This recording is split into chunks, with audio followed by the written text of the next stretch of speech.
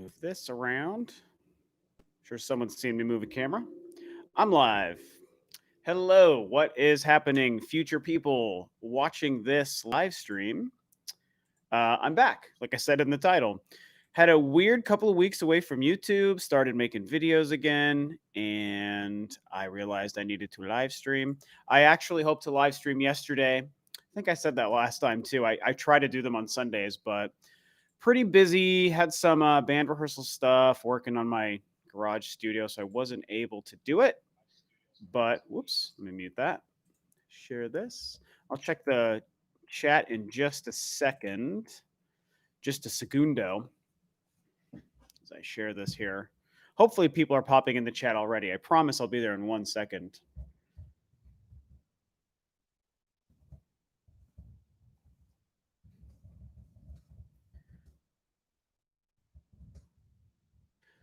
Dead air. No one likes dead air. 1 second. I feel like I can't like type and talk at the same time. Yeah, there's definitely this news story about like a possible Switch Pro going around. So I was like, well, if I go live today, I'm sure that that will come up because I feel like people will have a lot to say about it. Okay. Yeah, there's that. There's this. Wait, that's that. Okay. Oh, there's people in the chat. Nice. Let me get rid of this. Let me get rid of that. Too many windows open. It drives me crazy. Okay. What's happening, you guys? Tuya of Team Plasma. What's up? I've never seen you in any of the chats or live streams before, so what's happening? Skyla X Tuya, my favorite Pokemon pairing. Okay, I have unfortunately not a Pokemon person, so I don't know what any of that stuff means, but very cool. For you, 90 movie Tamin. Hello from Thailand. Wow, how's it going from Thailand? Kazoo, what's happening? Hey, Kazoo, how are you? I haven't seen you talk to you in a while. Big mood. Can't talk and type at the same time. Yeah, apparently, yeah, you can relate. Not so easy to do. What's up, Mighty Ryan? I am doing pretty well. What's up, Soyuraha Gama? I'll never get your name correct. I'm so sorry, dude. But what's happening? Super Mario in the chat. How's it going? Eric McDermott is back. What's up, my man? So yeah, what's going on, guys? What's on y'all's mind? Christopher P says, we've missed you, Rob. I've been following you for several years now. Love the excitement you bring. Oh, thanks, man. I appreciate it, dude. Chris or Christopher. What's up, Prime Aether? I love your name from Greece. Wizard Ninja, what's up? Welcome back, my man. Yeah, it was weird the way that break that I took sort of happened. It was totally organic. It was not planned. It was literally just, I don't know, like all of a sudden it just hit me and I had no desire to turn on my camera and my lights and my laptop, and my microphone, and just like make a video talking about video game stuff. I mean, it's like, yes, I've been doing YouTube consistently for almost 7 years now, but I've truly never forced it, really, you guys. It's always been something that I was excited to do. Every time I was going to talk about something, no matter how exciting or benign the news story, I was always like, I just loved doing this. And then, like, the passion to do it left me for a couple of weeks, and there wasn't even a lot of news either. I think the biggest thing that might have happened was the PS5 UI was showing off in that like 10-minute video or whatever, where they kind of showed the interface of the PS5, which was cool. But other than that, there was like no Nintendo news. I don't know. So I just didn't make a video. I was like, I'm not going to turn my camera on until I want to talk about something. And then I eventually did. So anyway, Mighty Ryan says playing Harvest Moon. Nice. My fiance loves Harvest Moon. Mushroom Cupcakes is Watch Dogs Legion. I know that comes out this week. I am so excited for Watchdog. People just haven't been talking about it. Glad you're back. Hey, Zalata, what's happening? Yellow Kazoo says that's great. Yeah, it's kind of what it is. Nicole Jones Abed says, do you expect Prime Trilogy to finally happen in 2021? I mean, in a lot of ways, yes. I really feel like 2021 is going to be the year of Metroid. And obviously the Prime Trilogy is like at the top of list of games that we've all been waiting to see if it's going to be real. And I'm really frustrated with how our journey has gone with the Prime Trilogy on Switch. But at the end of the day, I do tend to think that it's coming. You know, I definitely have seen and heard some things. publicly and behind the scenes that absolutely make me feel that that is a real plan for Nintendo to make the Prime Trilogy, work on the Nintendo Switch. We don't know how. We don't know if they're remaking, remastering, straight porting. We don't know. Maybe they would even just release the games individually as opposed to release a trilogy. Who knows? But I really, really think that it's going to happen.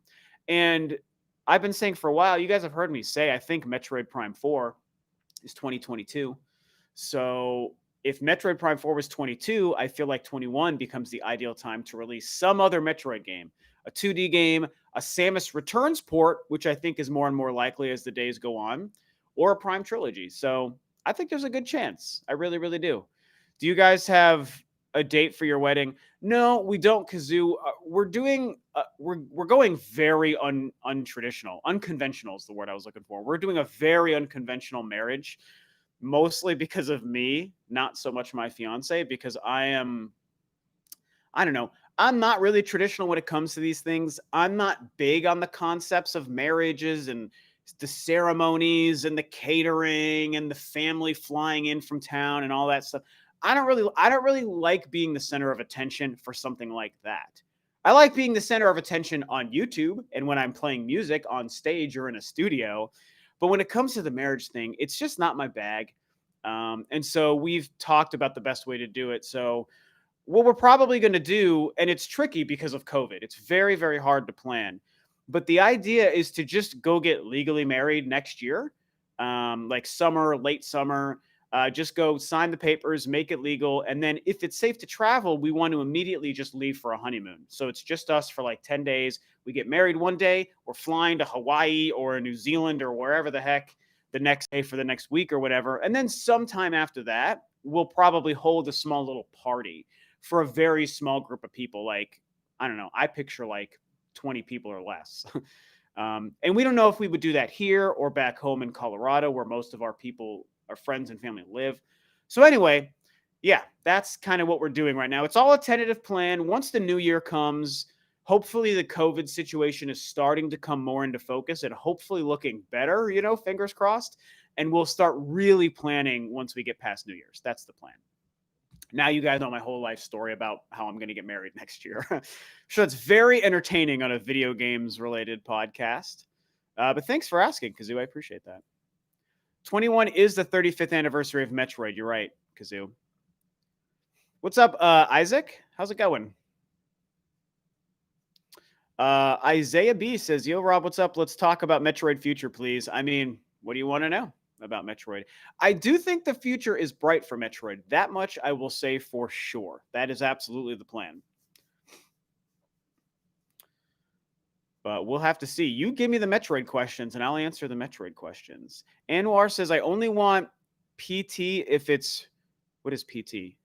I don't want PT if it's remastered. Please no emulator crap like 3D All-Stars. What is PT? What am I missing? PT like the Silent Hill game PT? I feel like I'm brain farting what PT is supposed to be.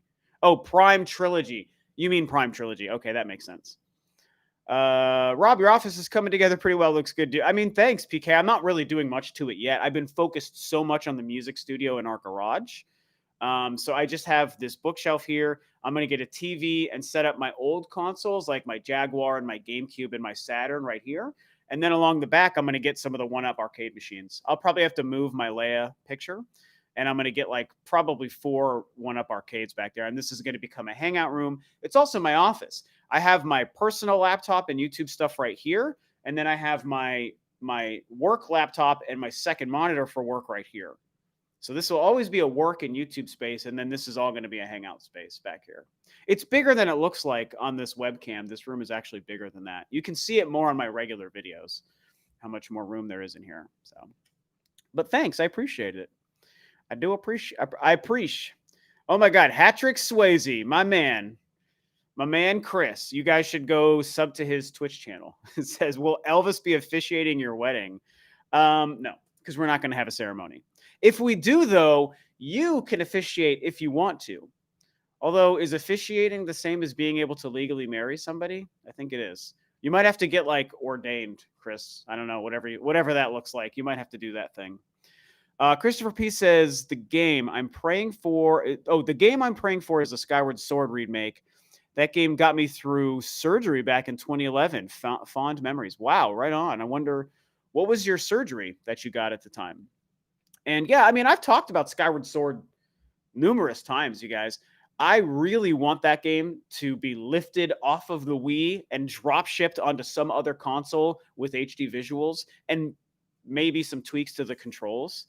I love Skyward Sword. I think it deserves a second chance. Every other 3D Zelda game has gotten a re-release in some fashion and a remaster, right? Ocarina of Time, Majora's Mask, Twilight Princess, Wind Waker. Am I missing one? I don't think I'm missing one. Well, Breath of the Wild, but you know. So every single other 3D Zelda game has gotten something, and Skyward Sword has been like just so trapped on the Wii, even though I love it on the Wii. And so yeah, I think there's a chance. The rumor has come and gone over the past couple of years, and I think that there's smoke to that fire. So I feel like it's probably going to happen. Sorry, I'm trying to move the angle of this here. It's not really working. Whatever. Okay. Whatever. Whatevs. Tyler Hoos says, Rob, what's up? Can't stay long, but just saying hi. Well, hi, Tyler.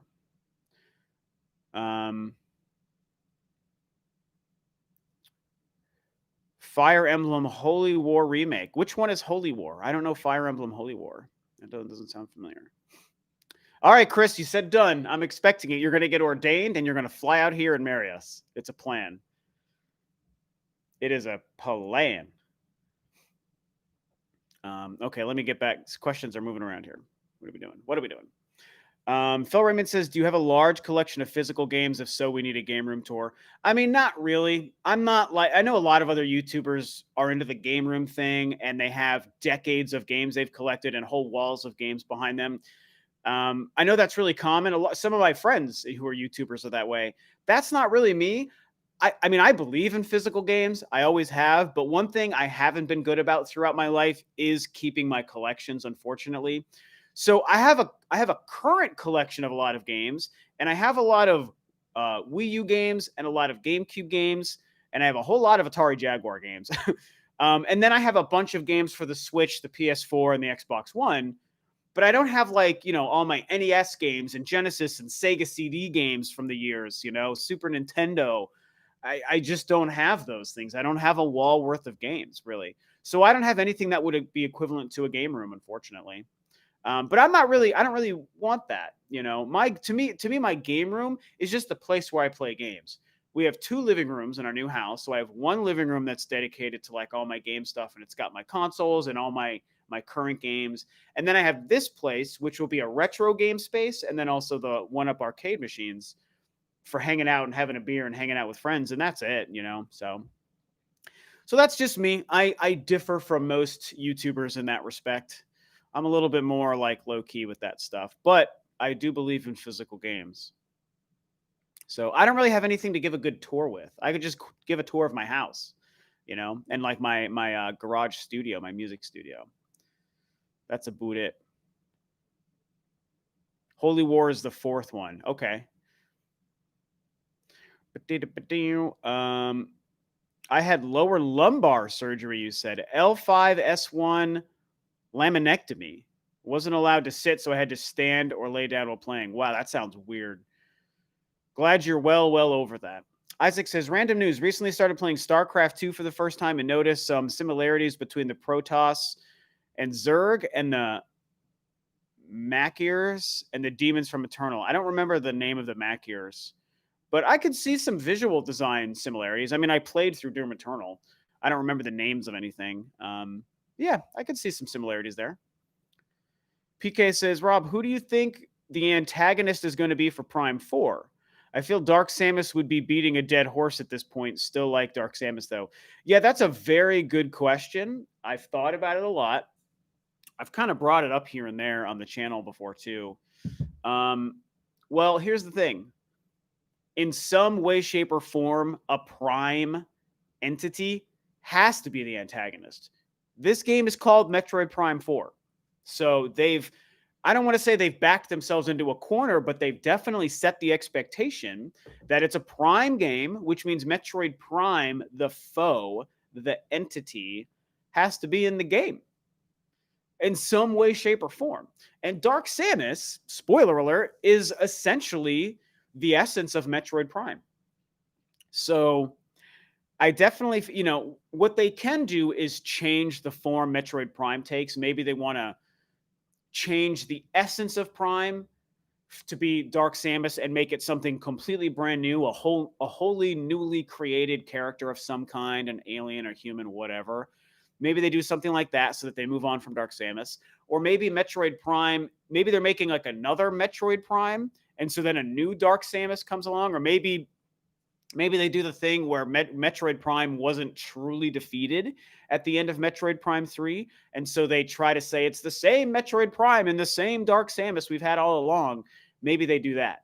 That would be my least interesting desire, but I would still be okay with it and still be very excited just because I love it and I love Dark Samus. And so I do think Dark Samus in some way, shape, or form might come back, and I would be very okay with that. But I do see what you're saying about it maybe beating a dead horse. Like, when are we going to move on in the Metroid Prime universe?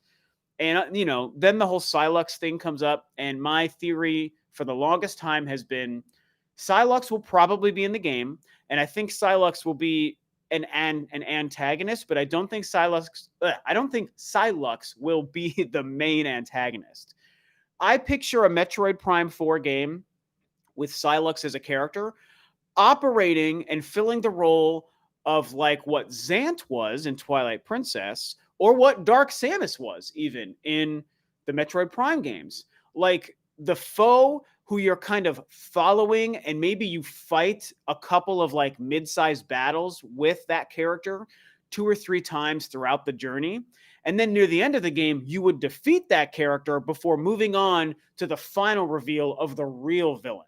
Similar to Girahim, right? So Zant and Girahim in Twilight Princess and Skyward Sword were the foe throughout the journey and the adventure, and you fought them a couple of times throughout. But then near the end, you beat both of those characters, and then you move on to either fighting Ganon, the real main villain, or Demise, the real main villain, right? And so I would see Psylux being that in a Metroid Prime 4. Tell me if that makes sense to you guys, but that's kind of how I would envision Psylux in Metroid Prime 4. And I mean, it would be a template Nintendo's used before, but I don't really care. I mean, that would be fine for me because it would be in Metroid and it would be really exciting. So Geoblade says, isn't Psylux Samus's brother? And that's been a long running, hey, what's up, Falcon Black? Good to see you, buddy. There's been a long-running discussion about Psylux being Samus's brother, and there is a theory, and there are breadcrumbs that point to that, and you could probably go to like the Metroid database or the Metroid wiki and see it kind of listed as that. I think that information is there, but there's really never been anything truly confirming it, so I don't 100% buy it.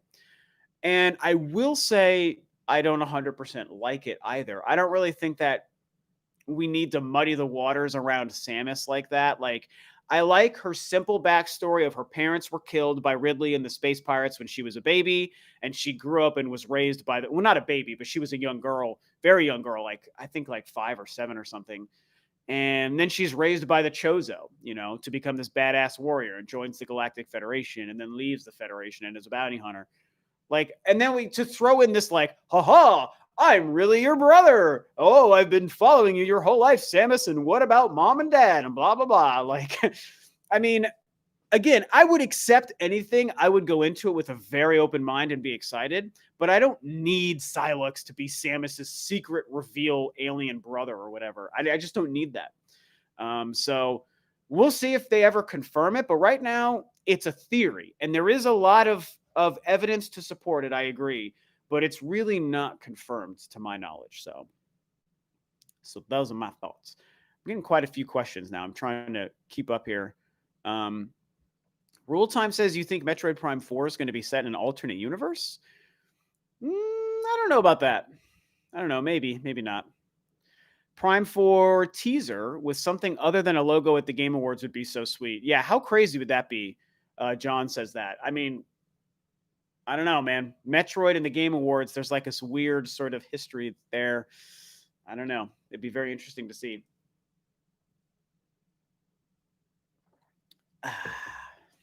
Um, Darker Samus.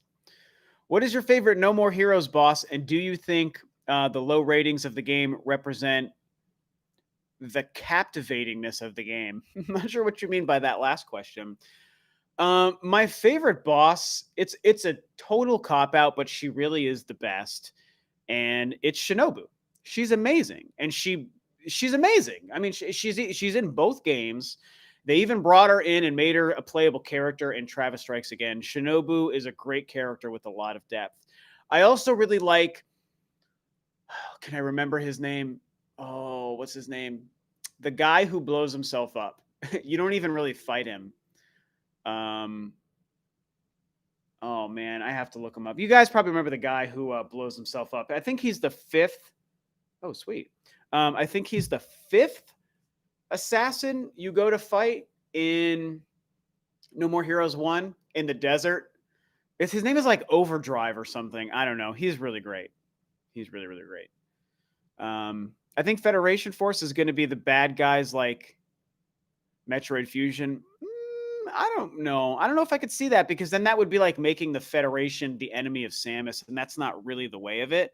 I mean, they were a little bit, I don't know how to say it, shady at the end of Metroid Other M, and I know everyone hates Other M. I get it, but I like that game, and it's technically canon, and I think they did some cool things with the story. They did some awkward things with the story, but they did some cool things. And they did set up this ominous potential evil boss person, at the end of Other M.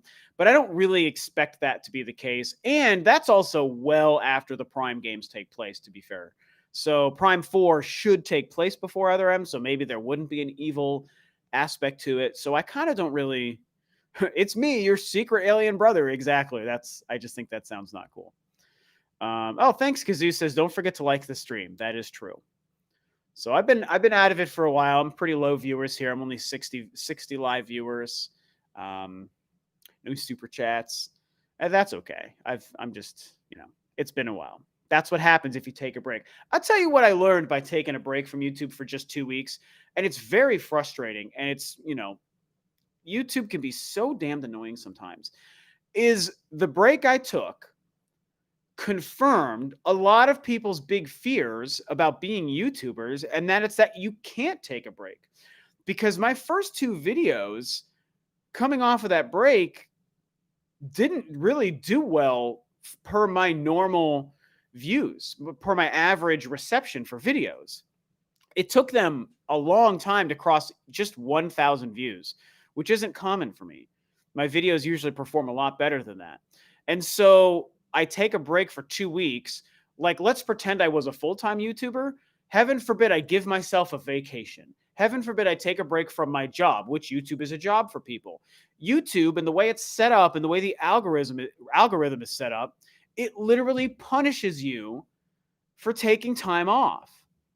And it doesn't affect me because I'm not full-time. I've got a job. I got a career. I do quite well. And so I'm great. And so I do this mostly for fun. I make money off of it, but it's no big deal. But the fact that it confirmed that if I was full-time, if this was my job, and I just took a week off, 2 weeks off, like a normal person who has a job, who takes vacations. We all take vacations and PTO. But you can't do it if you're a YouTuber, because your job and your income is going to suffer and punish you. That is BS, And again, I don't really care because it doesn't hurt me, but it would hurt. It would hurt a lot of YouTubers, and it's like, that is trash that YouTube is set up that way. So, YouTube algorithm savage. Yes, it is, Falcon Black. So anyway, that's a random tangent that you guys didn't ask about, but Silex will pop up in his helmet and say, "Remember me." That would be awesome. Oh my God, I love that. Remember me? Joey Ferris that sounds like a Joey Ferris joke, because he loves to joke about that. Hi, Rob. You're awesome. Thanks, Dev Ketchum. I appreciate you, buddy. Yuki Chan says, what do you think? How long Switch will be supported, and what will the revision be like, is what you're trying to say. Well, I've discussed that before. I think that 2022 maybe 23 is when I think we would see the next gen Nintendo console, whether it's a Switch 2 or a home console or something totally different. I think that around 22 at the earliest, 22 is probably my target, to tell you the truth. You know, just like Metroid Prime 4, my target year is 22. I think the same with the next gen Switch. And so but I do feel like, you know, Nintendo would support the Switch for a time after the next console would probably come out. Um, Now, what was the rest of your question? How long will they support it? Oh my God, where did your question go? Let me find you. There we go. Oh, and what will the revision be like? And so that, you know, that kind of brings us to the whole revision thing or a Switch Pro. And there is a conversation about that right now. Um, I don't know, man. I don't really know what to think anymore about the idea of a Switch Pro or a Switch revision. The conversation has been going for so long. And I mean, I would be repeating things I've said so many times, like, you know, I didn't think a Switch Mini was going to be real, but the Switch Lite turned out to be real. So, okay, turns out they were into that. So then the Switch Pro conversation comes along, and it's like, I want to be hesitant about a Switch Pro, but if the Switch Mini turned out to be real, maybe Nintendo would do a Switch Pro. They've done it in the past with their handhelds, so it's not crazy to think that they would do it again. And even Sony and Microsoft did it with their current gen consoles. And so there's even more of a precedence for Nintendo to follow suit. And the conversations have been going. There's been rumors and rumors and rumors, public rumors, private rumors. It's just been ever present, this whole conversation. But at the same time, the longer we go without it, the more it's hard for me to believe in a Switch revision or a Switch Pro. And we've had COVID change everything and slow everything down. And we're now weeks away from the next generation starting. You guys, the next gen starts in like 3 weeks. PS5 and Xbox Series X are coming. They are barreling towards us. And suddenly, the PS5 and the Xbox One are going to be last generation consoles. Like, that's crazy to think about. I started Rule of Two Review like a week or two before those consoles launched. Okay, they felt like brand new for so long, and now they're about to be old news. And so all of these things means that the purpose of making a Switch revision and a Switch Pro makes less and less sense to me. Once the PS5 and the Xbox Series X are out and we're in the next generation and we've got machines that are way more capable than the PS4 and Xbox One are right now, which are themselves way more, well, a little bit more capable than the Switch, it's like, well, at that point, upgrading the Nintendo Switch, the current 2017 console, doesn't really do much for Nintendo. Like, what does that do for Nintendo and for the Switch? And it's already selling like crazy. So it's like, do they even need to do that to keep selling? I just don't really see the advantage to them doing it. Now, that doesn't mean that it's not going to happen. Okay, maybe Nintendo is going to do this. Like, I'm admitting, I'm not saying it's impossible. I'm just saying it's harder for me to believe now because of the next gen, because of COVID, because of my personal prediction of 22 being the next Nintendo console coming out. It's like, where is the gain for Nintendo? What do they get out of doing it? I don't really know that it's going to make much of a difference. It's not going to help them in the race against the PS5 and the Xbox Series X. It's not going to help them gain any ground. I think the Switch will do fine without a Switch Pro, even in the first year or two after those new consoles come out. And so I just don't, it's not like suddenly a Switch Pro is going to be able to play PS5 and Xbox Series X games. It wouldn't be able to. Now, a next-gen Nintendo console is going to be a bigger leap than a Switch Pro and is going to get Nintendo that much closer to those third-party developed games, those multi-plat games that would go on a PS5 and an Xbox Series X. And so a next-gen Nintendo console could maybe get like the next Doom game or the next Grand Theft Auto game or the next Call of Duty game that would release on PS5 and Series X. But a Switch Pro, I don't think would be powerful enough to be able to play those games. So again, I don't really know what Nintendo would get out of doing it. So again, I'm not predicting what Nintendo is going to do because Nintendo is unpredictable. The Switch Lite was real. The Switch Pro might be real, okay? And now there's this talk about this new screen technology going around today that some people think means a Switch Pro is coming. I don't really read it that way, but I don't know. So that's a pretty long answer to that question. I'm curious what you guys think. Chris says, of all the great movie characters coming to Mortal Kombat 11, who is your favorite and why is it RoboCop? RoboCop's already available. What about Rambo, dude? What about Rambro? Come on now. Rambo's pretty great. And the Terminator's already there too. So I don't know. What do you guys think about that? I'm just kind of rambling about it, but what do you guys think? Next gen Switch won't be till 2023, says Paint Fat Purple. Maybe, maybe not. Chris says Nintendo never has to compete with Sony and Microsoft. In your opinion, they always establish and set up a great. They're always established and they set up a great console. I mean, yes and no. I've had a lot of conversations about that too, dude. Like, how much is Nintendo in competition with Sony and Microsoft? I personally absolutely see them as in competition with them. And I do think that all three companies need to keep pace with each other in different ways. We've seen Nintendo try to keep pace in the power game. We've seen Sony and Microsoft try to keep pace in the motion gaming and in the innovation department with Nintendo. And so they're battling each other. But to your point, one thing that is true is Nintendo, while competing with them, also has always carved their own path too.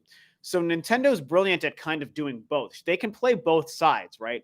They can play the competition to the other guys, and they can also be their own, move to the beat of their own drum. They can do both. They can do this. So I don't know. Matthew Johnson says, hit the nail on the head, though maybe they can grab another Witcher 3 or Skyrim-sized third-party game or two with the upgrade. I mean, they could. Like, it's not that an upgrade to a Pro would do nothing. Like, if it adds a couple of games that the current Switch couldn't play, if it changes the library a little bit, sure, that's going to help a little bit. But it's not going to be much of a long-term play. I don't think it will be that long before the next gen Nintendo console comes out. And then it's like, why would we spend so much money upgrading our Switches? Like, and don't get me wrong, if it's worth it, I probably would do it. Like, I would be a sucker and I would do it if there's enough reason to. But I don't know. It's just a very, very tricky thing. And I really wish that Nintendo would either come out and confirm it or come out and straight up say 100% it's not happening. I would like to just know the answer. Because if it's going to happen, it will be exciting. It will be very interesting. It's going to be a huge piece of news. And it'll be really exciting to see what it's going to be. We just need Nintendo to do something with the darn thing. So, that's a weird question. Okay, let me move on. The thing is, Nintendo reaches a market that the other two companies don't really go for. Yeah, I agree with that, XGR. You're not wrong. They definitely do. That's the brilliance of Nintendo. They play in the same sandbox as Sony and Microsoft. You can't deny it. Sony, Microsoft, and Nintendo play in the same sandbox. They make video game consoles that also share a ton of design and they share a ton of titles. They're the same in the same industry, 100%. But Nintendo also manages to be the most unique. And they do, to your point, go after a subset of a market that the other two guys don't really try to go for. Absolutely, that is true. And it's part of what makes them great and successful.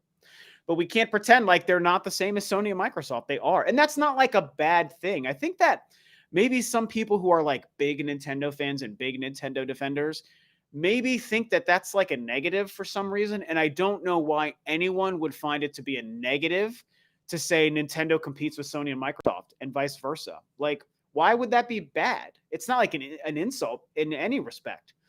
That's like saying it's an insult that the Patriots and the Buffalo Bills both play in the same football league. Like, it's not an insult to say that they're in the same league. They're just in the same league. They play the same sport in the same league. Nintendo, Sony, and Microsoft are playing the same sport in the same league. But one is a little bit more unique than, maybe even a lot more unique than the other guys. And that's okay. Let's like the video guys. Yes, thank you, Falcon Black. I appreciate you. Slowly growing up in viewers here, again, after a 2-week break of videos and live streams. It is fun to get back on. And I did come on a lot earlier than I normally do. Typically, I go on around noon. And I actually popped on around 10:45 this morning, actually. Hello, Jesse. Thanks, Sheik. I appreciate you. Chris says, why won't EA give NHL 21 to the Switch? Dude, I am so with you, man. The one sports game I would buy on the Switch is NHL, bro. I'm with you. Fellow hockey fan, And I think hockey on the Switch would be incredible. In fact, I've said I do want NHL, like, an NHL simulation game on the Switch, but I also think a Mario hockey game would be amazing. They've done soccer, they've done basketball, Mario Kart, Mario Tennis, man, Mario Golf. Like, come on, like, let's do freaking hockey. I think Mario hockey would be amazing. It'd be so much fun. Mario football would be great too. I agree, Jesse. Zalato says, "What other Zelda games would you like to have the Age of Calamity treatment?" And I don't refer to it to be a Warriors game, but to be a story game that's referenced in Zelda games. So basically, you mean how Age of Calamity acts as a prequel to that story and adds a lot of context and characters and story narrative to the world. What's another game that could use that? Obviously, I think Metroid. I don't really want a Metroid Warriors game, like you're saying, but I wouldn't mind a Metroid game that continues to try to really flesh out the story, which is why I know everyone hates this game, Other M, but it's why I do like it. Like, it didn't succeed in everything it tried to do, but it did succeed in a lot of what it tried to do, including fleshing out Samus as a person and a woman and a fighter, and also fleshing out the Federation that she's worked for. And so, sure, I'd like to see more of that for Metroid. You know, I think that'd be great. Oh, hey, Rob, what do you think of this? Fantoon is the true master manipulator behind the plot of Other M. It's funny you say that because I beat Fantoon like the day before yesterday because I started replaying Other M. Trying to bring back the space pirates. It would be how the plot really makes sense. I like the idea. The problem is, and I like to consider myself a Metroid expert, but here's something I don't know. So maybe somebody who knows Metroid lore, this part of it better than me, can tell me if I'm wrong, because I don't know everything, even when I know a lot. And so to my knowledge, Fantoon is kind of just a monster. I don't know if Fantoon is really like a smart, calculating kind of entity. So I don't know if it could be involved in like communicating with space pirates to bring them back and create this whole master plan to take over the universe kind of thing. I don't really think Fantoon is that kind of enemy. I think Fantoon is just a big, dumb, ugly monster creature with like tentacle eyes. I think that's it. So the concept you're trying to say of a larger force bringing the space pirates back into relevancy way after the Metroid Prime story is done is very cool, and something that could happen after Metroid fusions, where that takes place in the timeline. But I don't know if Fantoon is the character. So Nova says Fantoon is an interdimensional entity, should cause the Chozo to crash on Zebes. He apparently had a connection to Mother Brain. He very much has a design similarity to Mother Brain. But Mother Brain was set up as a more intelligent creature, and I don't really know that Fantoon was that. But you're saying it's an interdimensional entity and causing the Chozo to crash. I didn't know that. If there's any sort of lore that connects Fantoon to the Chozo, even I did not know that. So I might actually look into that after this live stream, because that could help me make more of a decision on how Fantoon could be related to that. So yeah, it's an interesting idea. I'll have to look into that. I like the concept. I don't know if it really works, but I like the concept. So hey, maybe I'm going to learn a new thing about Metroid that I did not know before today. That would be monumental. That would be very, very cool. So that'll be interesting. Let me double check something. I've had problems with my streams in the past. How's my quality, you guys? Sometimes it looks like it's going well and then it's not. Let me check something. Let me open this. Okay, I think I look okay. Yes. Okay.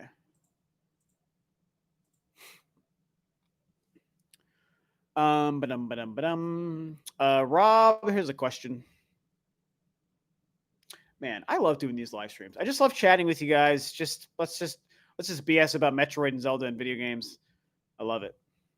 We need NFL 2K. It will help. Yes, I would love to have NFL 2K back. Ugh, I hate EA. God, I hate EA so much. Although they did make a really good Star Wars game, so they have that one thing in there. And well, technically that was Respawn though.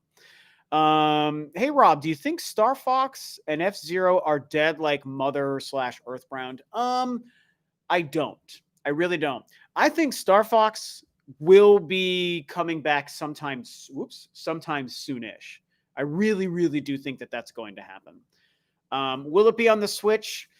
I don't know. For a while, I thought that there was a good chance Star Fox was going to come to the Switch. Now it's been a while, so I'm a little bit hesitant to think so.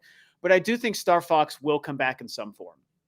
F-Zero, I also don't think F-Zero is dead, like you say. But when we will see F-Zero, much tougher to say. So I think Star Fox and F-Zero are still alive as far as Nintendo is concerned, but I think we're going to see Star Fox before we see F-Zero. But I would love to see both of them. Oh, man. Give me those games.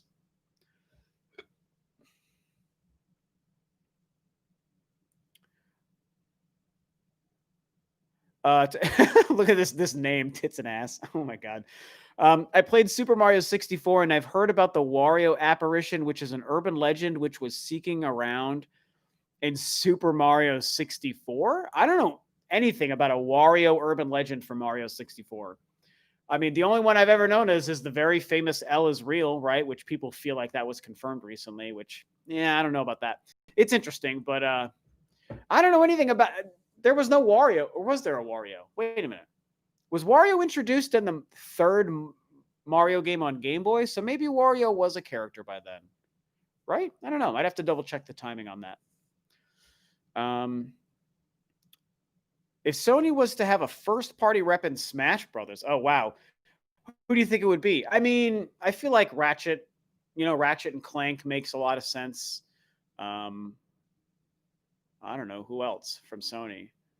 I don't know if you're going to get like a Kratos in there, although that'd be kind of cool. And I don't think you're going to get like a Nathan Drake or an Ellie. I don't know if those are going to happen. Maybe the Gravity Rush girl. That could be kind of cool. I never played Gravity Rush, but I've heard they're really good games. I want to play them, but I feel like Ratchet and Clank, right? That just makes the most sense. That'd be kind of cool. Let me scroll down. Oh, maybe Bloodborne guy. That'd be kind of funny. I'm going to scroll down to the bottom here. We need a Star Fox game where you play as Fox's dad. Yeah, that'd be cool. Raiders fan is back. Oh, man. Did you guys win that game? Did the Raiders win yesterday? I mean, not like it matters because the Broncos suck. Even though I love them, they still suck. Yeah, did the Raiders win? Anyway, let me see your question. Hey, Rob, how are things? Oh, yeah, I'm super safe from the fires, man. The fires.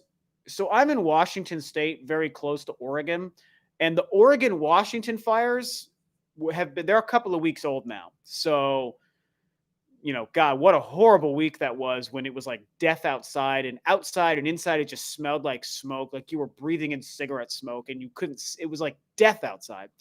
But that's a couple of weeks old. California and Colorado, where I'm from, are suffering from fires still. We don't live in Colorado anymore. A lot of our friends and family are in a little bit of danger from the fires in Colorado, but we're currently very safe. Here in Washington, we have no fire concern, but thank you for double checking. I'd like to see a game with Fox McCloud and Captain Falcon in a crossover. Yeah, that'd be interesting. Their universes match.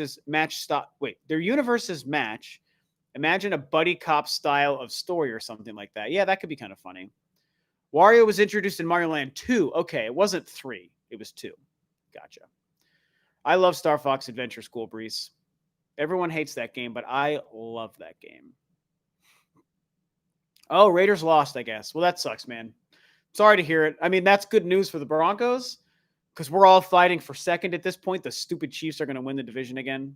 We had a chance. We really had a chance yesterday, and we blew it. God damn it. I'm getting upset again thinking about it.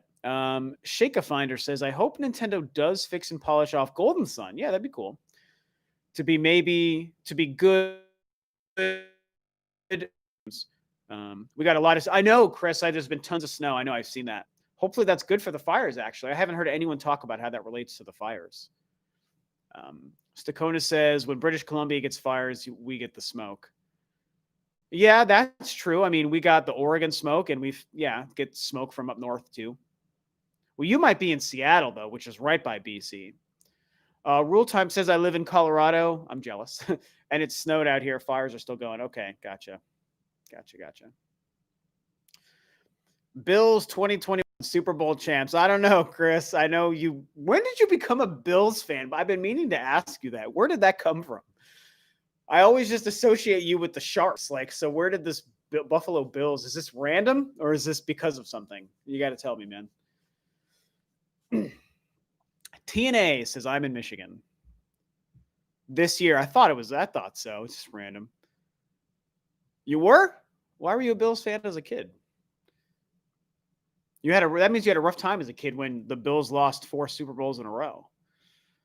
Graham Butler says, "Hey Rob, hope you're doing well. I am, thank you. Just wondering, do you play Sonic games? And if so, what's your favorite Sonic game?"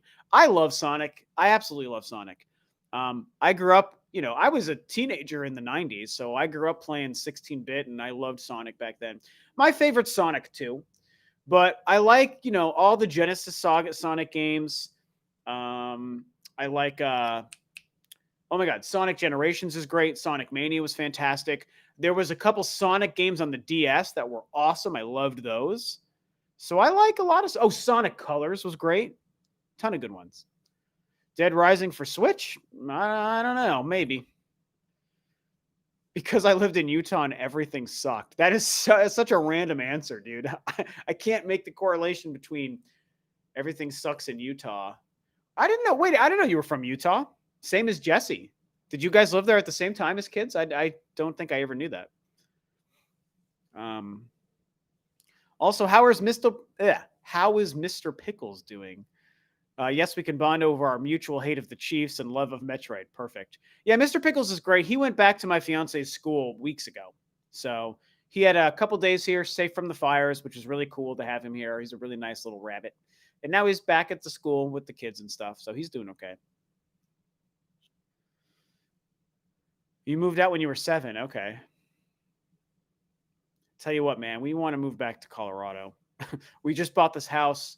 Things are going so well. And I'm like, man, I'm starting to feel the Colorado pull again. It's been 5 years and we think about it. Virtual Boy 2 coming as Nintendo VR. How funny would that be if Nintendo actually did do VR and they called it a Virtual Boy? But they would never... Even though most people wouldn't care, I don't think they'd want to revive that name and the failure. It's just not a good business decision to name your device after something that already failed and is a joke, So Lisa's tried to get a job in Portland. What? Really? All right, we have to talk about that, man. You guys, if you guys come out here, that would be huge. Huge. Because I work in Portland. I mean, not now, but my office is in Portland, so we are close. Rob needs that snow and hockey. Yes, I agree. Definitely do. What games do you think Nintendo will announce at the Game Awards? That's a good question. Game Awards are coming. Will Nintendo have a presence? Because we all know that Nintendo and the Game Awards have a weird history. They definitely have a lot of history. There's been some good there, but there's also been some very disappointing there.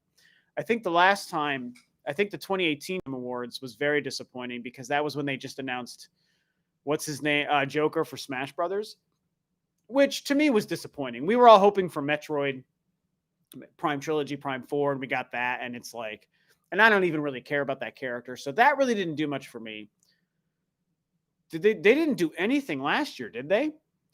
The only big news from the Game Awards last year was the Xbox Series X. And so I don't know, but they've done Zelda things before. They showed Bayonetta 1, 2, and 3 at the Game Awards. I think there's a chance that they have a presence at the Game Awards this year. And I know it's going to be this weird, it's going to be all virtual stuff because of COVID. And it's like between the States and London and Germany, I want to say, or maybe Tokyo. I don't remember. There's a couple countries involved. I think there's a chance that Nintendo finally is like, okay, we've had a slower year. COVID happened. Game Awards are coming the very, very end of the year. So we can be present at the Game Awards, have a huge reveal of something because we're going to be weeks away from the brand new year. And let's start hyping up 2021 for Nintendo by showing up at the Game Awards and dropping something. Maybe they drop a Switch Pro. Maybe they show a Metroid Prime Trilogy. Maybe they show a new Breath of the Wild 2 trailer. Maybe they reveal a brand new game we've never heard of, a new Star Fox or a new Pikmin, a new IP. Something. I mean, so yeah, I think there's a really good chance, actually. The more I think about it, maybe they even show Bayonetta 3 gameplay. The more I think about it, the more it makes sense for Nintendo to have some sort of big moment and big reveal at the Game Awards. They would be crazy not to take advantage of that audience at the end of the year. Especially after this year, they got to hype up 2021. Now's the time to do it. So I've convinced myself by talking about it with you guys that I think they're going to be present and do something. It just makes way too much sense. Let me see here. I know I miss a lot of questions, you guys. Sorry. No Smash info last year. That's true. Oh, I really want to play Hades. That's a game I need to download. But Watch Dogs 3 is coming out this week, so I think I'm just going to focus on that. Sheikah Finder says, Rob, have you heard of Bravely Default 2? Oh, of course. Do I think it might get talked about in 2021? Well, for the longest time, I thought that was going to be the one game that would make it out in 2020. But I don't think that's the case now. I think that we've ran out of time for them to confirm that and promote it. So I think that Nintendo will address it one more time in 2020, and I think it'll come out in 2021. So does it make sense 2021 is going to be big when 2020 was so slow? Absolutely. Yeah. I think it's going to be big for all three companies, not just Nintendo. But yeah, I definitely think it's going to be big for Nintendo. Absolutely. New Pokemon DLC set announced at the Game Awards, and I do the biggest bet. Oh, if there's a new one? I forget you're a Pokemon fan, Chris. I always forget that. Always. Switch Pro reveal with Animal Crossing Switch 2. Man, I don't know. Now, the Switch Pro, it would be very interesting. Could you guys imagine? It would be such crazy news if Nintendo is at the Game Awards and they confirm a brand new Switch of some kind, some new model. That would be insane. It would be insane because we'd have confirmation of a new model, and it would be insane because they would have done it at the Game Awards. And we all know Jeff Keighley would be salivating at the mouth to have an announcement that big at his show. Microsoft did it last year with the Xbox, so maybe Nintendo. I think that kind of legitimized the Game Awards as a platform for revealing hardware. Okay. And so even Nintendo, who does move to the beat of their own drum, might have seen that and acknowledged that, yes, the Game Awards is a great place to show new hardware. So let's do it. Because the advantage of the Game Awards, you guys, we have to remember, all of these companies need to see the Game Awards as an important place to be. Because it basically operates like E3, where not just fans of any one company are watching, everyone is watching, right? When Nintendo holds a Nintendo Direct, most of the audience are already Nintendo fans. Yes, you'll get some outsiders who are tuning in just to kind of see what they're going to do, but the vast majority of the audience we know are Nintendo fans coming for Nintendo news. Now at E3 or at a Game Awards, if Nintendo or Sony or Microsoft or Rockstar or Square or Capcom or Activision are showing anything at a Game Awards, I'm yawning. It's only 11:40 a.m. and I'm yawning. After playing Star Wars Squadrons in VR, I'm totally on board for Star Fox VR. That'd be cool. I mean, I have Star Wars Squadrons. I don't have VR, though. I played it not VR. That game was okay. Please, Rob, I'm a Pokemon master. Okay. All right, Chris. All right. Pokemon master, I got it. You got it. You can have your badge, your Poke badge. But yeah, I definitely knew that. I just forget about it. It's like you play every game, Rob. That's what's up. Oh yeah, I do. I play a lot of different games and franchises on a lot of different consoles. I lost a bunch of people. Did my stream crash? Last time that happened, it was because my stream crashed. Did that happen? Or maybe everyone maybe someone else started screaming. No, or streaming. Screaming. Someone screaming? Maybe somebody else started streaming. Like, I bet OJ started streaming because he streams almost every day. And he gets a lot of viewers. Oh, Nintendo Prime is streaming. Huh. Oh, well. I guess everyone decided to bounce. That's okay. Yeah, everyone's... Oh, it crashed. It did crash. Oh, That always happens about an hour in. I don't know why that happens. I don't know if it's YouTube or my laptop. I don't understand that. Am I back? Can you guys hear me now? Oh, and now more people are coming back in again. So it must have been that crashed stream. Nova says yes. So you guys can hear me? Am I good? I checked it and it seemed like it was okay. All right. Okay. Everyone's saying yes. Man, I'm so sorry, guys. I don't know why that happens.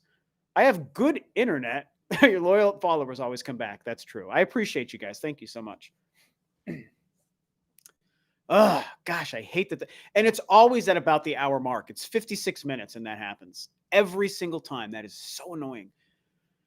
Why do you think Metroid sells only average? I still don't get that. The series is very high rated. Super Metroid and Metroid Prime even belong to the best video games ever made. Well, Zebus, 14, great name. It's a good question. And I mean, why doesn't Metroid sell that well? It's very hard to understand because the games notoriously review like crazy. And it has a super huge fan base. It's a famous, long-running franchise in the industry. It really doesn't make sense that it sells only averagely. My only guess would be that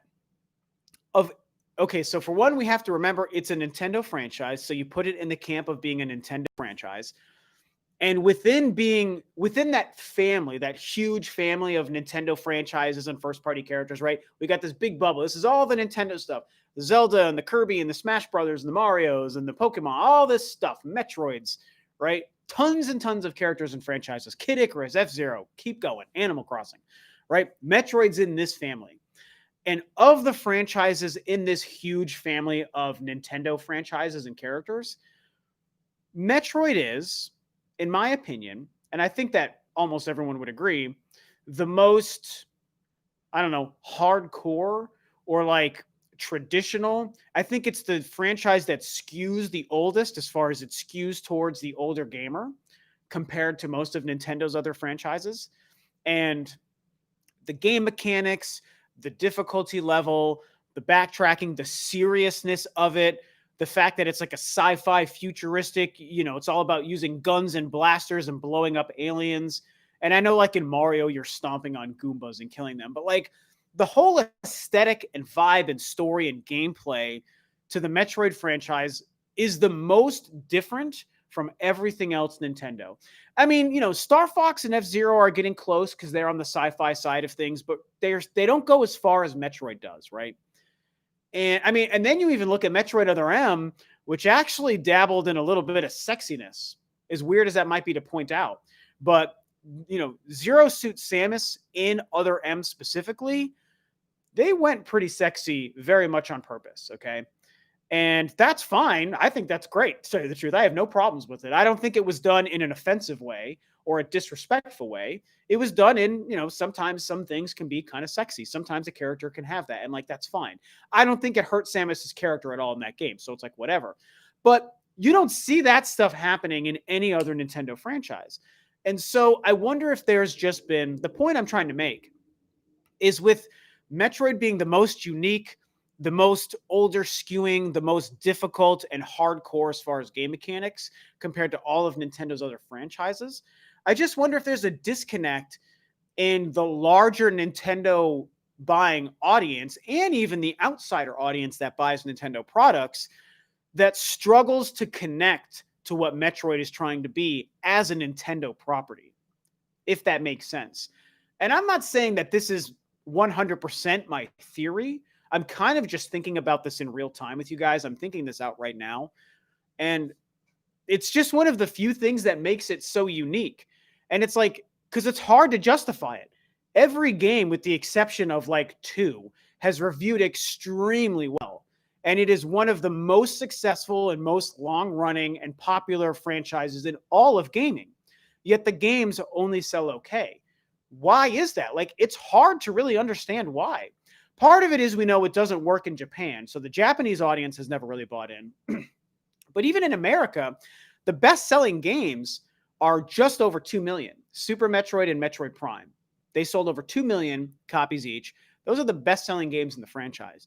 And that's crazy because on paper, everything about Metroid says that it should be a 5 to 10 million selling franchise with every release, but it's not. And so, I don't know, that's my random off the cuff theory. Like maybe there's a disconnect with the average Nintendo buying audience of this Nintendo franchise that is so different from the rest. And that's just what makes sense to me. So tell me what you guys think about that. That's my TED Talk on that. Jesse says you deserve 1 million subs. And what will you do as a celebration when you hit 50K? Well, thank you for that. That's the best kind of compliment any YouTuber can hear, is that you deserve 1 million subs. You know, you're so great. More people should be subscribed. Everyone loves that. I appreciate it. I would love to have 1 million subscribers, but 14,000. I'm coming up on 15,000. Feels pretty good too. What will I do when I hit 50K? Well, the very sad truth to that is that I really don't think I'm ever going to hit 50K. And that's okay. As much as I would like to, it's fine. Remember, I just do this as a hobby on the side anyway. But I honestly don't know how I could ever hit 50K. My channel has always grown consistently, 7 years. I started at 0 and here I am at 15,000, and it's only ever gone up very slowly, but it's only gone up. So I'm a growing channel, but I've never shown any chance of hitting a growth surge that could make me grow big enough to cross 50,000. I really think my ceiling on this channel, if I keep it going another 2 or 3 years, is going to be just over 20,000. And that's amazing. I will be very proud to say I run a part-time YouTube channel that I grew to 20,000. I'm already proud at 14, almost 15. Now, if that changes and maybe I do hit a random surge and I hit 50,000 subscribers, I have no idea what I would do. I would probably just do a live stream. Nothing fancy, nothing unique. Every YouTuber does it. I would probably do the same. I would just do a live stream and just chat with you guys and be like, oh my God, 50,000 subs. Holy, how did this happen? That would be the point of this live stream. Like, how did this happen? And it would be a lot of fun, but that's all I could imagine doing. But again, thank you for the compliment. Fire Emblem. You know what? Fire Emblem. Good call, Stakona. I forgot about Fire Emblem. Bayonetta doesn't count because Bayonetta is not a Nintendo franchise, you guys. They own publishing for Bayonetta 2 and 3. They do not own the franchise. Bayonetta 1 can release on anything that is Platinum's IP. Bayonetta 1 even released recently on the PC and maybe the PS4. Maybe. Don't quote me. Let me look that up. Bayonetta is not Nintendo's franchise. It's just a mature third-party franchise that currently is exclusive to Nintendo because they are paying to keep it exclusive. Okay. But, I'm trying to think of another example. I can't think of one. So let me just look this up instead. There's another example and then it left my brain and I was like, let me just give up on that. Am I crazy? Did Bayonetta 1 just not recently go to PS4? It did, because they made a Platinum collection with Bayonetta and Vanquish, which are both Platinum games. And so you can play Bayonetta 1 on the PlayStation 4, okay? Nintendo does not own that franchise, okay? They just don't. So Bayonetta, it's mature, it's sexy, it's got, I think, swearing and stuff in it, yes. And it is on Nintendo, yes, but it is not a Nintendo franchise. Now, Fire Emblem is a Nintendo franchise, and that does definitely skew older like Metroid does. Very, very true. You're playing with relationships, you're dealing with war, the nature of the dialogue and the interactions between characters are very skewed towards like teens and adults and stuff, just like Metroid. So that is a good example. I forgot about that one, which is crazy because I love Fire Emblem. So it's a good point. And Fire Emblem is a huge franchise. The current era of Fire Emblem is a huge seller, unlike Metroid. The difference could be, though, here's the thing. Fire Emblem had a chance to reinvent itself with Awakening, and it did so with such success that it reinvigorated the franchise and created this new era where it's now a huge seller and a very popular franchise. Metroid has not been given that opportunity, unfortunately. Okay? Metroid Prime 4 or some other new surprise 2D Metroid game could end up being that, right? So Metroid hasn't had the Fire Emblem Awakening for that franchise released yet. The last main game was Other M in 2010. Federation Force in 2016 was a spin-off on a portable. Samus Returns in 2017 is amazing, and it is a traditional Metroid game, but it was a remake, okay? And that was also released on a portable, not on a console like the Switch, which is a portable and a home console. And so if the next Metroid game that releases, the next brand new Metroid game that releases, a 2D game, Metroid Prime 4, whatever, is amazing, it could be the turning point that creates, I mean, it could create that new era for Metroid, you guys. It really could. And suddenly Metroid could start selling to the numbers that Fire Emblem does. And it could have a renewed kind of support. And maybe we're getting a game every 2 or 3 years all of a sudden, and they're all selling a couple of million copies each. And suddenly Metroid is back to where it needs to be, where it deserves to be as a top tier seller and a top tier franchise. That's kind of my thought. Even Three Houses didn't sell that crazy. Really? Around 3 million? I thought it sold more than that. Let me look that up. Let's see if that's right or wrong.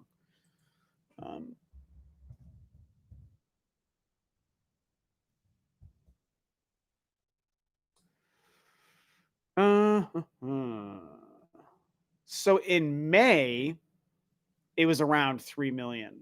So maybe you're right. Maybe it's only around 3 to 4 million.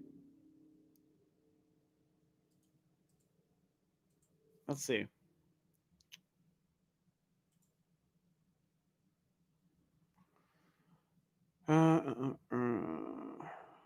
Why is it that the most recent number I can find is almost 3 million copies in March? That's 7 months ago. So what the heck has happened the last 7 months? Nintendo just released a bunch of sales numbers again. I don't remember seeing Fire Emblem on it though. Why isn't that number coming up? Let me see if you guys have exact numbers. Is anyone sharing exact numbers here? Nope. Oh well. Oh my God, I got a super chat. First one of the stream, right near the end here. Daniel, what is up? 45 DKK. I think if I remember right, those are Kronar. Tell me if that's the right currency. I apologize if it's wrong. But thank you so much for the donation. Says, do you think Super Mario 3D All-Stars, Pikmin 3, and Hyrule Warriors is enough for Nintendo's holiday? Good question. And I actually did make a video about this a couple of weeks ago. And overall, yeah, I do think it's enough.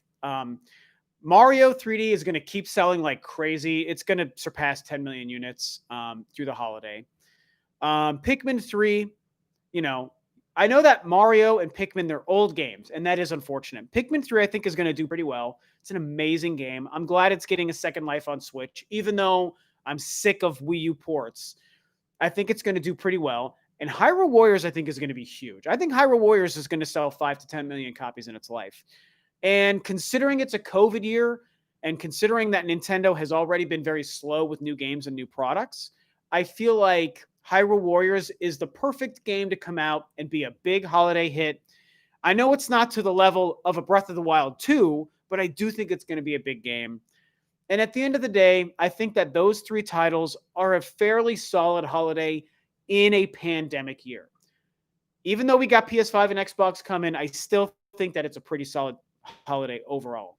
I would have liked something more, but I think it's going to be great. And I am so excited for Hyrule Warriors. I cannot wait for Hyrule Warriors. Oh my God. I'm already taking a week of PTO from work for that week because of Cyberpunk coming out. And it's like, I mean, Hyrule Warriors comes out the day after Cyberpunk, I think. So literally I'm going to have those 2 games and my PS5 and Demon Souls to be playing that whole week. It's going to be a crazy good vacation week for myself. So I'm very excited. Very, very excited. Oh, you guys are talking about Fire Emblem. Let me see something here. Um, hello from Russia. Oh, hello there. You are programming games? I am not. I am not a game programmer. Anyone in the chat who knows my channel can tell you how completely stupid I am when it comes to all the technical specs and jargon and stuff of gaming. It is not my forte. So, but I appreciate you watching from Russia. Much, much appreciated. Hmm. Chris says I got time off for Cyberpunk 2 all day streams. So that's interesting. So Chris, you're going to stream Cyberpunk, right? I've talked about this before. As somebody who's, I'm a YouTuber, but I've never been into live streams, like gameplay live streams. I don't watch them and I don't do them because it's just not interesting to me. One of the reasons I don't is because I don't really feel like sharing my game time with the world. Like for me, my game time is me time. It's not everyone come hang out time. It's like I need to relax. I need to decompress. Busy with work, busy with music, busy with life, busy with whatever. Now I get some time to just sit down and game. I need to be chill, quiet, and alone and just sink in to my video game. And a game like Cyberpunk is a great example that is so story and context heavy that it even more than playing a game like Call of Duty or Smash Brothers is a game that I want to be alone when I play. And so the idea of playing a game like that on a stream, I feel like defeats the purpose of experiencing that kind of a video game. And I know that so many people, Death Stranding comes out, they stream it. God of War comes out, they stream it. The Last of Us comes out, they stream it. Cyberpunk comes out, they stream it. And these are the games that I'm like, why? If you're going to stream Among Us or Fall Guys or Smash Brothers, that makes a lot more sense. But a game like Cyberpunk or Last of Us, it just seems so antithetical to how you're supposed to experience that kind of game.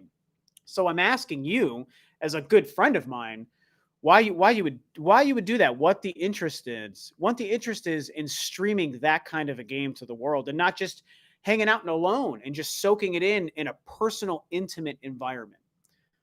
Let me see what you say, Chris. I have games that are me time and games that are stream time. Last of Us 2 and WoW are me time. Okay. Baldur's Gate and Cyberpunk are stream time. That's so interesting to me. I get the idea. The idea of, me games and stream games, if we want to create those phrases. I get that. I think it's weird to throw, and even a Baldur's Gate, that does make sense for stream. And I really want to play Baldur's Gate, by the way. I heard it was great. I saw you talking about it. I know you really like it.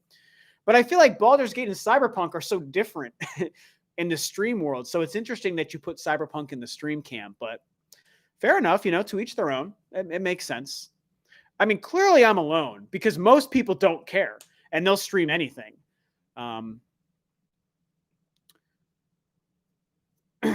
He just confirmed he cries when he plays video games. That's why he doesn't do streams.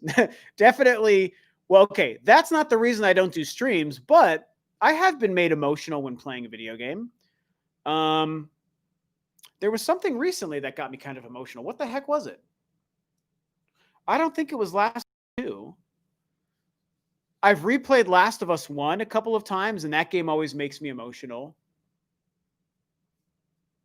What was a game that made me emotional recently? Oh, man, I can't remember. I'm not afraid to admit it, but it's definitely not the reason that I don't stream. Hello, glad to see you back live. Thanks, Tech Dad. I appreciate you. Novus Talk says, I agree, Rob. Certain games demand everything around you to be perfect in order to fully enjoy them. Absolutely. Hell, when I'm gaming by myself, that's also when I get most of my YouTube time in. That's when I'm listening to a lot of YouTube videos and my fellow YouTubers and stuff is when I'm gaming. But some games, obviously, I don't want YouTube time. When I played The Last of Us or Resident Evil 3 Remake or Ghost of Tsushima, I didn't have YouTube playing. And when Cyberpunk comes out, I will not have YouTube playing. I'm putting my headphones in. I am just chilling. I am alone. I am in that world. I don't want anything or anyone else, no distractions. Hi, Last of Us, take all my tears. Exactly, Chris. Exactly. Last of Us 2 got me close, but the thing is with Last of Us 2, I really, really like Last of Us 2, but I did fall into the camp of getting very frustrated in the middle. I think the section with Abby was too long, and I hated the scene where you fight Ellie. It's kind of a spoiler. I hated it. One of the worst things I've ever experienced in a video game ever in 40 years of life, okay? But the game came around at the end and saved it and became really good. But the problem is the last like third of that game I associate with being angry because of how long we played as Abby and how that fight went. So I think it sucked a lot of the emotion out of the end for me because I had this conflicted feeling of like really into the story with Ellie and is it Dina and Joel and all that at the very end, but then also recently having experienced pure volcanic rage with how terrible the whole Abby and Ellie fight was, you know, the first one, not the end one. And so that one kind of hurt the ability for me to really feel the emotional impact of that game, unfortunately. So that's a tricky one. Anyway. Anywho, ha-hey. Ori and the Will of the Wisps. You know what? That game absolutely made me emotional. You're right, Stakona.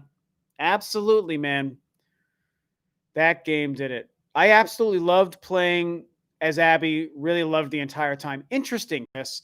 I at first I was confused and I was like, I don't know how I feel about this. I don't like this. I don't want to play this person that did this thing that I hate. But I really quickly came around to it as a story mechanic, and I was invested in her story. So for the first huge chunk of it, I was into it. But I kept waiting for it to end and just go back to playing Ellie. And it didn't end. And it kept going. And it kept going. And it kept going. And it kept going. And at one point, I was like, it honestly had the opposite effect of what it started off as trying to do. And I started to get mad at Abby just because I couldn't get away from her. I only wanted enough Abby time to get the idea of let's learn her story and her motivation so that I have this conflict over who's good and bad in my brain. But they just way overdid it.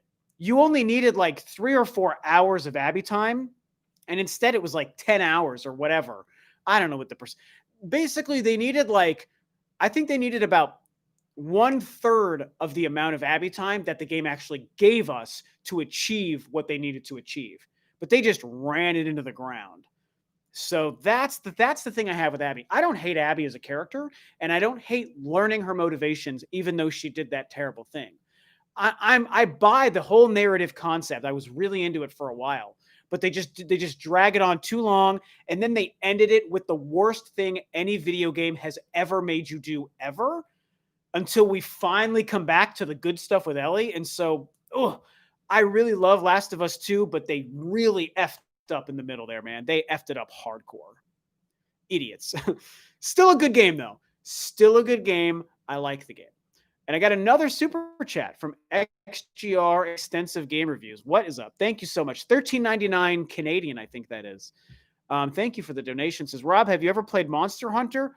Dude, me and Monster Hunter are like this. So yes. If so, what do you think about it? So stoked for Monster Hunter Rise next March. Just got Monster Hunter Generations U. Yeah, for $19 Canadian, my local Walmart. Yeah, so I love Monster Hunter. I'm also somebody who thinks that Monster Hunter World is the best Monster Hunter. And I know that some Monster Hunter purists don't really agree with that. They feel like they made it too casual and they lowered the barrier of entry and all that stuff. I completely disagree with that. I think lowering the barrier of entry was a smart move. And I don't think that they also I don't think they dumbed it down or made it casual like some people think. I think they just fine-tuned it, and made it better. They just made it efficient. And they actually fixed a lot of the weird problems with how the older games played. And I like the older games too. So Monster Hunter World was amazing. And then you get Monster Hunter Rise, which looks chef's kiss incredible. I am so excited for Monster Hunter Rise, man. It's going to be a great game. They're even borrowing concepts from World. It showed that World was like a paradigm shift for the franchise, and that the next Monster Hunter on the Switch is going to be taking a lot of the best elements of World, but also doing a bunch of new things, you know? And the fact that it's going to be on the Switch so we can play portable and docked is so exciting. I love the little, I can forget what it's called, the grappling fly hook thing that allows you to just kind of climb up and up. Ah, it's going to be great. So I'm with you. I love Monster Hunter. Very excited for Monster Hunter Rise. March 26th, 5 months away, 6 months away. Very excited.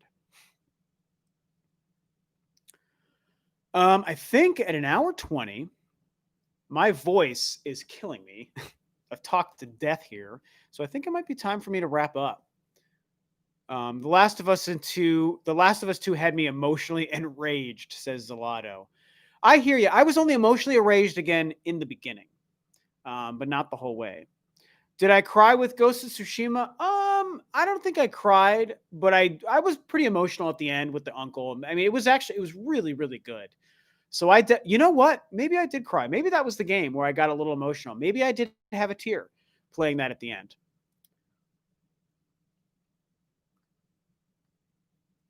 I'm the same with Golden Sun. I'm playing each of these games for the first time, and since there's no sign of a new game, I'm keeping in mind that this will be the only time I can play them the first time. Oh yeah, good call. I did not play Child of Light. No, I wanted to though. Climbing Dogs. Oh, Climbing Dogs. Yeah. Oh man, I thought that was something else. Bye bye, Chris. I love you too, man. I miss your face. You guys need to move out here. Tell Lisa to get that job because clearly she's obviously in charge of making that decision, not somebody else. Tell her to get that job, and you guys need to move out here. And you should actually text me and let me know the updates there because that would be freaking amazing. We have another friend and her boyfriend who are going to be moving out, I think to Seattle maybe. So we'd all be kind of in the same vicinity there. Monster Hunter Rise avatar for Smash. Yeah, it'd be cool to have a Monster Hunter person in Smash. Okay, I'm going to wrap it up, guys. This has been an awesome stream. So good to be back doing the live stream thing. I had some good viewers. I didn't crack 100 this time, and that's okay because, again, I'd been gone for a while, so that's okay. But I got a couple of donations. Thank you guys for the donations. Lots of great questions, lots of great conversation. And I'm going to be back next weekend too. You know, Halloween weekend right before the freaking election here in the United States. It's going to be crazy. Thank you guys so much for all showing up and tuning in. My buddy Chris in the chat. Later, GeoBlade. Later, Zelato. Appreciate you. Later, Novus Talks. Yeah, and this was fun. I will catch you guys next time. Bye-bye.